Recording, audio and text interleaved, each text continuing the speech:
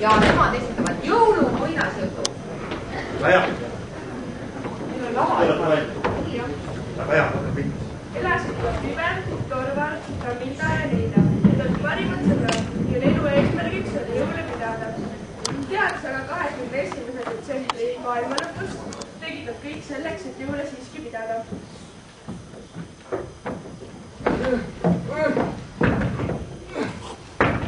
Torval, tule hea mees ja lase sisse, sa tead, et seal popiseelikuga on küll. Oota, Ramilda, no tead, et number 2 ei saa kiiruga käia. Tule sisse.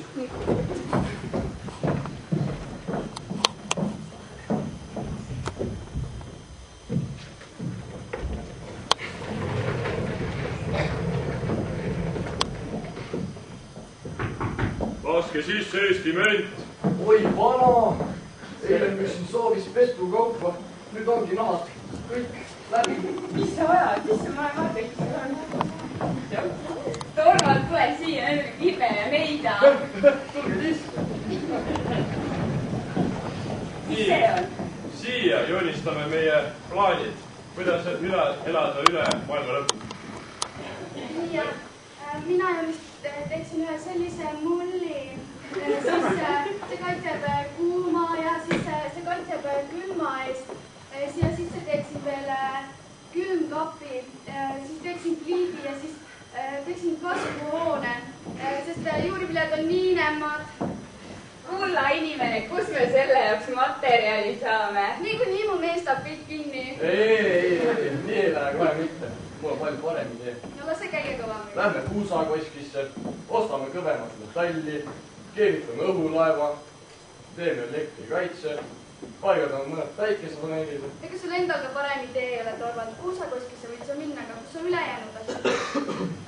Aga milleks minna üldse ülesse? Lähme parem alla. Liikumise ilusti linna ja siia. Siis kui kõik läbi on, siis tuleb maa peale tagasi.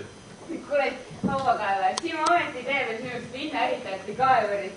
Kuulge, mul on üldse parem idee. Peame jõulud täna ära, siis kui maailma lõpp tuleb, siis jõulud peetud ja süda rahul. Aga nüüd, kui ei tule maailma, siis peame uuesti ega topet või käis. Aga mida me ka ilma sinuta teeksime? Nii nad pidasidki jõule enne oletatavat maailma lõppu. Seda, kas kordus jõulud tulevad või tuleb, pidasi peale 21. detsembri. Häid jõule!